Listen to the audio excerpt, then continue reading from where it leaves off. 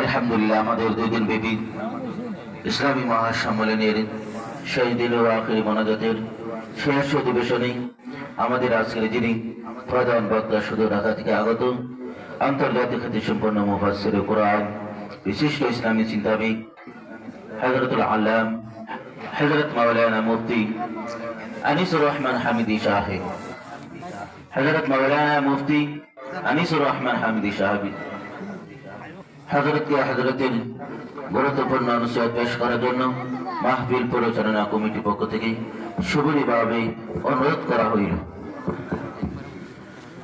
আসসালামু আলাইকুম ওয়া রাহমাতুল্লাহি তাআলা ওয়া বারাকাতুহু। কি বাবারা ঘুমে ধরছে নাকি? সালামের কন্ডিশনে বোঝা যায় ঘুমে ধরছে। আমি আবার সালাম দিচ্ছি, আসসালামু আলাইকুম ওয়া রাহমাতুল্লাহি ওয়া বারাকাতুহু। আপনারা ভালো আছেন তো? আলহামদুলিল্লাহ, আপনাদের দোয়া আল্লাহ তাআলা আমাকে ভালো রেখেছে। আমি আপনাদেরকে জিজ্ঞাসা করছি, আমি মুস্কি মুস্কি হাসছি, আমি সুন্নত আদায় করেছি। রাসূল বলেছেন যখন কারোর সাথে সাক্ষাৎ হবে, তাবাসসুমুকা আলা ওয়াজহি আকিকা সাদাকা। রাসূল বলেছেন কারোর সাথে সাক্ষাৎ করার সময় সালাম দিয়ে কৌশল বিনিয়োগে মুস্কি হেসে জিজ্ঞাসা করাটা রাসূলের সুন্নত। বলেন সুবহানাল্লাহ। আর একটা সুন্নত আদায় করলে সব কয়টা? 100 গলা কাটা শহীদের সব। বলেন সুবহানাল্লাহ। আর একটু মজার ব্যাপার হলো রাসূল বলেছেন মান আহাব্বা সুন্নতি ফাকাদ আহাব্বানি ওমান আহাব্বানি কানা মাই ফিল জান্নাহ। রাসূল বলেছেন যে ব্যক্তি আমার সুন্নতকে মহব্বত করলো, আমি নবী মুহাম্মদকে মহব্বত করলো। বলেন সুবহানাল্লাহ। আর যে ব্যক্তি নবী মুহাম্মদকে মহব্বত করবে সে নবীর সাথে জান্নাতে যাবে। বলেন সুবহানাল্লাহ। এর চেয়ে বড় মেসেজ কি আরো হতে পারে? তাহলে আমরা যে কোনো কাজ আমরা সুন্নতের সমন্বয় করব ইনশাআল্লাহ। আল্লাহ আমাদের তৌফিক দান করুন, সকলে বলে আমিন। বাবা, আমি তো শিক্ষক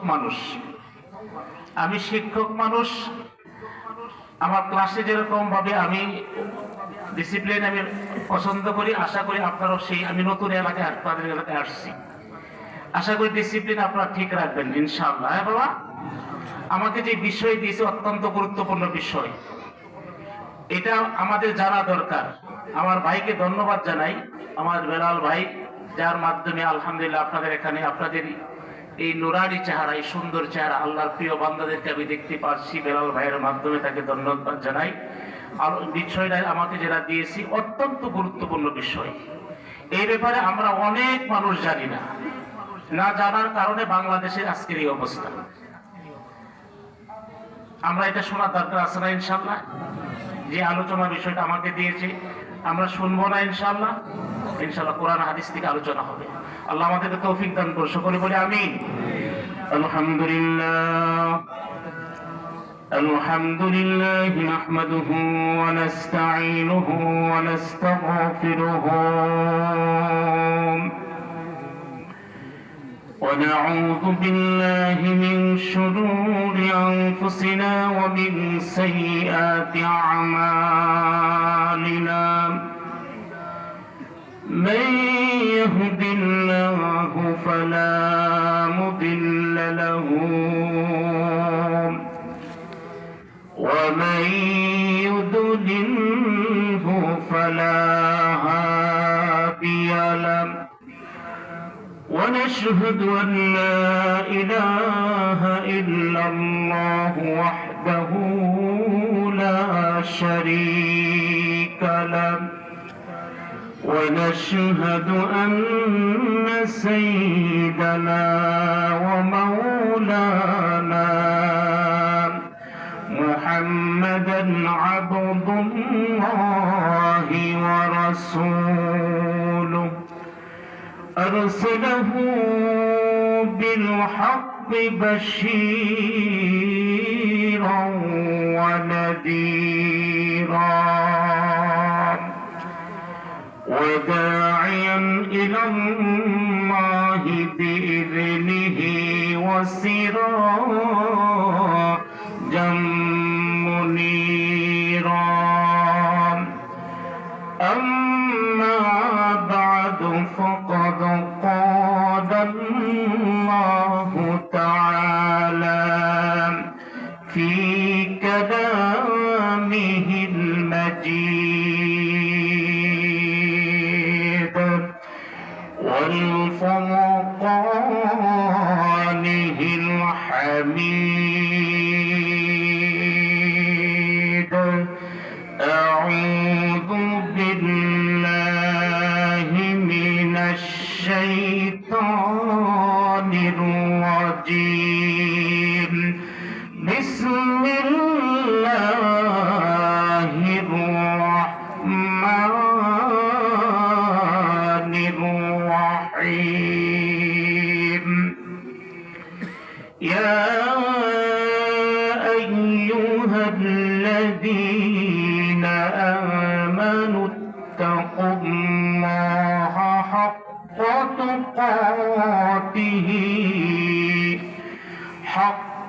تقاته ولا تموتن إلا وأنتم مسلمون واعتصموا بحبل الله جميعا ولا تفرقوا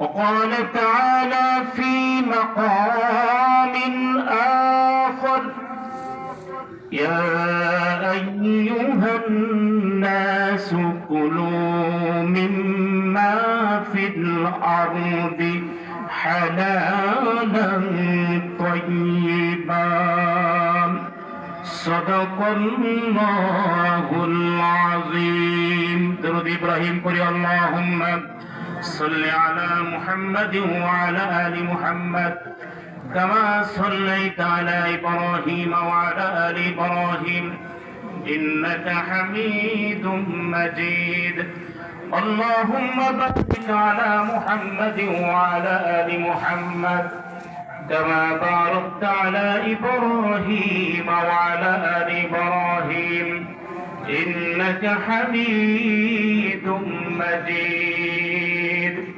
রাজারামপুর পশ্চিম পাড়া বাইতুল নূর জামে মসজিদের উদ্যোগে আয়োজিত 2 দিন ব্যাপী 11তম ইসলামী মহাসম্মেলনের সম্মানিত সভাপতি লিফলেটে উল্লেখিত সম্মানিত মেহমানবৃন্দ হাজরাতে উলামায়ে কেরাম মুরব্বিয়ানে ইজাম মাহফিল যারা ইন্তেজামিয়া কমিটির যারা আছেন তাদের সকলকে মোবারকবাদ জানাচ্ছি মাহফিলকে যারা আয়োজন করেছেন পরিশ্রম করেছেন শ্রম দিয়েছেন মেধা দিয়েছেন টাকা পয়সা দিয়ে সহযোগিতা করেছেন সকলকে মোবারকবাদ জানাচ্ছি বিশেষ করে আরো মোবারকবাদ জানাচ্ছি যার মাধ্যমে আমরা এখানে আসলাম দুজন বক্তা বাংলাদেশের অত্যন্ত প্রহরী বর্ডার গার্ড মোহাম্মদ বিল্লাল হোসেন প্রধানকেও তাকে যেহেতু উনি ওনার উসিলা আপনাদেরকে দেখতে পেরেছি দোয়া নিতে পেরেছি আমরা এই উসিলা এমন হতে পারে যে আমরা জান্নাতে যেতে পারবো বলেন সুবহানাল্লাহ সেজন্য আমাদের বিল্লাল ভাইকে মোবারকবাদ জানাচ্ছি আর আপনারা যারা এখানে তাকিয়েছেন চাদর পাখিয়ে নেই আপনাদের সকলকে আল্লাহ তাআলা জান্নাতের ফেরদাউস নসিব করুক সকলে বলে আমিন সকলকে জান্নাতের মেহমান হিসেবে আল্লাহ কবুল করুক সকলে বলে আমিন আমরা কি জান্নাতে যেতে চাই কিনা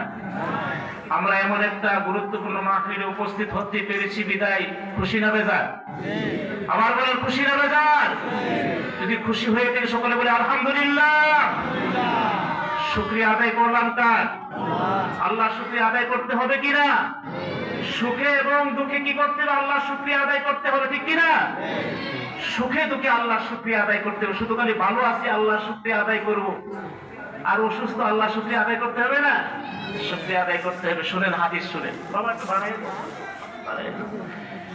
আল্লাহর একটা হাবিবের একটা হাদিস শুনেন মজার হাদিস রাসূল পাক সাল্লাল্লাহু আলাইহি ওয়াসাল্লাম ইরশাদ করেন সর্বপ্রথম যাদেরকে জান্নাতে ডাকা হবে আমরা জান্নাত যাব না ইনশাআল্লাহ হ্যাঁ জান্নাতে যেতে হবে রাসূল বলেছেন আউয়ালু মা ইউদআ ইলাল জান্নাতি আল্লাযীনা ইয়াহমাদুনাল্লাহা ফিস সাররাই ওয়াদ দাররা নবীজি ফরমান জান্নাতে যাদেরকে সর্বপ্রথম আহ্বান করা হবে তোমরা জান্নাতে ঢুকো তারা ওই সমস্ত মানুষ যারা দুনিয়ার বুকে সুখে দুঃখে আল্লাহর শুকরিয়া আদায় করতে বলেন সুবহানাল্লাহ। আপনি ভালো আছেন আলহামদুলিল্লাহ। যদি একজন জিজ্ঞাসা করে ভাই কেমন আছে, জ্বর, আপনার জ্বর, পেটে ব্যথা, না হয় মাথা ব্যথা, না হয় অসুস্থ, তারপরও বলতে হবে আলহামদুলিল্লাহ বলেন সুবহানাল্লাহ। এখন প্রশ্ন হতে পারে হুজুর জ্বরে আক্রান্ত হলাম, পেটে ব্যথা, না হয় মাথা ব্যথা, নয় হেজিটেশনে আছি, বিপদে আছি, তাহলে আলহামদুলিল্লাহ কেন বলতে হবে? মজার ব্যাপার হলো ভালো করে খেয়াল করবেন, আল্লাহর নবীর হাদিস মুসনাদে আহমদে উল্লেখ করা হয়েছে। নবীজি ফরমান মা মিন শাইইন ইসিবুল মুমিনা ফি জাসাদি ইউজিহি ইল্লা কাফফারাল্লাহু বিহি মিনহু খাতায়া। আল্লাহর নবী ফরমান কোন মানুষের শরীরে যদি রোগ হয়, যে রোগের মাধ্যমে সে কষ্ট পায়, রোগ হলে আমরা কষ্ট পাই না বাবা, রোগ হয়, রোগের মাধ্যমে যখন বান্দা যখন কষ্ট পায়, আল্লাহ রাব্বুল আলামিন এই যে কষ্ট পাইল এর দ্বারা আল্লাহ তার শরীরে যত গুনাহ আছে গুনাহগুলি আল্লাহ মাফ করে দেন সুবহানাল্লাহ। এই জন্য বাবা দেখবেন যারা নামাজি মানুষ, যারা দিনদার মানুষ, যারা আল্লাহওয়ালা মানুষ, এই যে নাকে ব্যথা, কপালে ব্যথা, পেটে ব্যথা, কত সমস্যা না লেগে থাকে, বিপদ আপদ একটা লেগেই থাকে, অথচ যে ব্যক্তি নামাজ পড়ে না, আল্লাহর হুকুম পালন করে না, বছরে একবার তার সর্দিও লাগে না, ঠিক কিনা বলেন? আল্লাহওয়ালা মানুষ, যারা দিনদার মানুষ, তাদের এত কেন এত তাদের রোগ, তাদের কেন ব্যথা? ও বন্ধু, মাস্টার স্কুলের ছাত্র যেটা ভালো এটাকে বেশি মহব্বত করে পছন্দ করে, কারণ সে ভালো ছাত্র। যে ব্যক্তি স্কুলের ছাত্র নয়, মাস্টার তাকে মহব্বত করে না, আল্লাহর প্রিয় বান্দাকে আল্লাহ তাআলা বেশি মহব্বত করে দেখে মাঝে মাঝে আল্লাহ তাআলার বান্দাকে পরীক্ষা করেন, বলেন সুবহানাল্লাহ।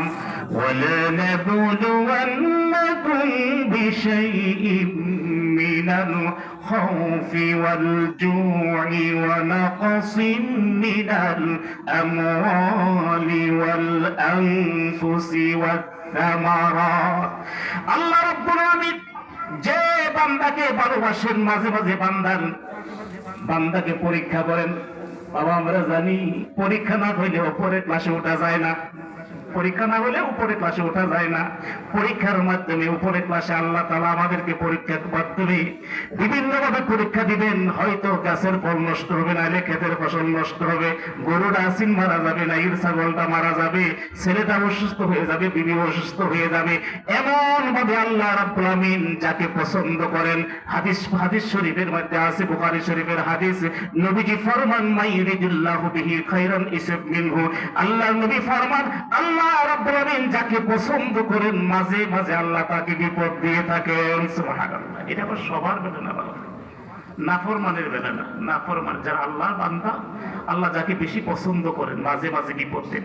সেই জন্য বাবা বিপদ আসলে কি করা যাবে না, বিচলিত হওয়া যাবে না। অন্য হাদিসে বলা হয়েছে ইদা কাসুরা যুনুবুল আব্দু ওয়া লাম ইয়াকুন আইয়ুকাফিরা লাহা। বান্দার গুনাহ যখন বেশি হয়ে যায়, বান্দাকে যদি অন্য গুনাহ মাফ করা কোন সুরত যদি আল্লাহ না দেখেন, আল্লাহ রাব্বুল আমিন বান্দাকে মাঝে মাঝে রূপ দিয়ে থাকেন, পেরেশান দিয়ে থাকেন, বলেন সুবহানাল্লাহ। ও ভাইয়ের আমার, আরেক হাদিসে বলা হয়েছে আপনি হাসতা দিয়ে হাঁটতেছেন, হঠাৎ করে আপনি উষ্টা খাইলেন, একটু পায়ের মধ্যে ব্যথা পাইলেন, মুমিন বান্দার এটার দ্বারা আল্লাহ তাআলা তার গুনাহ মাফ করে দেন, বলেন সুবহানাল্লাহ। সেই জন্য বন্ধুরা আমার অনুরোধ করব, আমরা সমাজের ভিতর দেখতে পাই অনেক মানুষ জীবন ভরা নামাজ পড়ছে, দেখা যায় বিছনার মধ্যে মরার আগে 2 মাস 3 মাস পড়ে আছে বিছনায়। অনেকে বলে বালা কাম করলে বিছনায় পড়ে থাকে, অনেকে বলে না, না বাবা এটা কোনোদিন বলবেন না। আল্লাহওয়ালারা যদি বিছনায় পড়ে থাকে, এই আল্লাহওয়ালা বান্দাকে আল্লাহ রাব্বুল আমিন পরিষ্কার করে দিতে চান। বিছনায় পড়ার পরে যদি তার আমলনামায় গুনাহ থাকে, তারপর আল্লাহ তাআলা আর একটু কষ্ট দেন, দুঃখ দেন, তারপরও যদি গুনাহ থাকে, একটু মৃত্যুর যন্ত্রণা দেন, একমাত্র আল্লাহর উদ্দেশ্য হলো আল্লাহ তাকে ভালোবাসেন, যে দুনিয়ার আবর্জনাগুলি দুনিয়ায় থাকবে, অর্থাৎ গুনাহগুলি মাফ করে তাকে পাক পবিত্র বানিয়ে তাকে আল্লাহ তাআলা জান্নাতের মেহমান বানাবে সুবহানাল্লাহ। এই জন্য রোগ শোক হলে আমরা বিচলিত হব, আমরা ঘাবড়ে যাব না ইনশাআল্লাহ। মা বোনদেরকে বলছি, মা বোনরা আসছে তাই না বাবা, মা বোনদেরকে এই ওয়াজটা করে যায়। রাসূলের সাহাবীর ভিতর একজন সাহাবী অনেক বড় বড় লোক ছিল, টাকা পয়সার কোনো অভাব ছিল না। রাসূলের পরামর্শে বিবাহ করেছে সুন্দরী রূপসী মহিলাকে। সুন্দরী রূপসী মহিলা ধনী জামাইকে পাইয়া, বিদুষী জামাই পাইয়া অত্যন্ত খুশি। আবার রাসূলের সাহাবী তার সুন্দরী স্ত্রী পাইয়া অত্যন্ত খুশি। দাম্পত্য জীবন চলছে।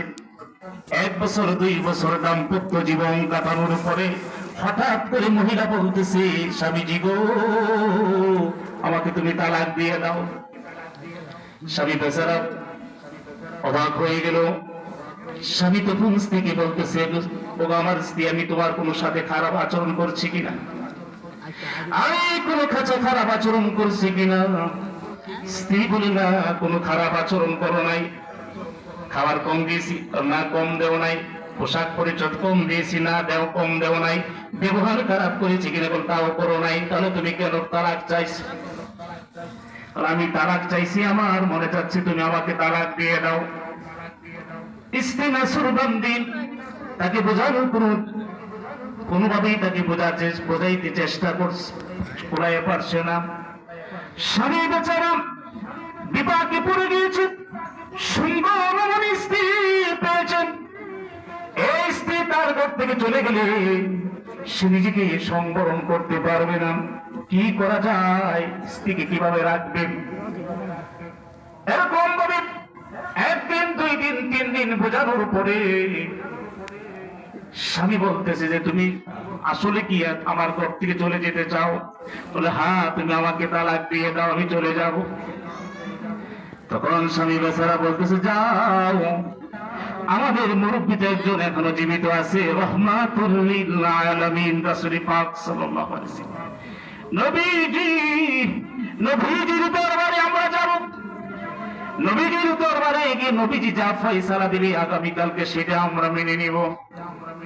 ফজরের সালাত আদায় করার পরে স্বামী স্ত্রী যাচ্ছেন আল্লাহর নবীর দরবার থেকে, রহমাতুল লিল আলামিনের দরবার থেকে ফয়সালা নেওয়ার জন্য। বন্ধুরা আমার, কিছুক্ষণ হাঁটার পরে স্বামী বেচারা যেহেতু চেপের শাড়ি, তো মনটা খুব খারাপ, মাথাটা গুড় করতেছে। হঠাৎ করে স্বামী বেচারা উষ্টাকে নবীর জমিনে পড়ে যায়। জমিনে পড়ে যাওয়ার পর স্ত্রী তার স্বামীকে হাতে ধরে, মাটির থেকে হাতে ধরে উত্তোলন করল, জড়িয়ে দেওয়ার পরে স্ত্রী বলতেছে, নবীর দরবারে আর যেতে হবে না, কাম বেক করো, ফিরে যাও, আর নবীর দরবারে যাইতে হবে না। তখন স্বামী বলতেছে, তুমি না আমার কাছে তালাক চাচ্ছ, নবীর দরবারে যাচ্ছিস মীমাংসার জন্য, আর তুমি এখন আমি উষ্টাকে পড়ে গেলাম, তাই তুমি আমার বলতেছ আর যাইতে হবে না। ঘটনা তো বুঝতে পারলাম না। স্ত্রী বলেন, স্বামী গো, আগে বাসায় চলুন, ঘরে জানা বিস্তারিত বলছি। ও বাবার মা, এই ঘটনা থেকে অনেক কিছু আপনাদের শিক্ষা আছে।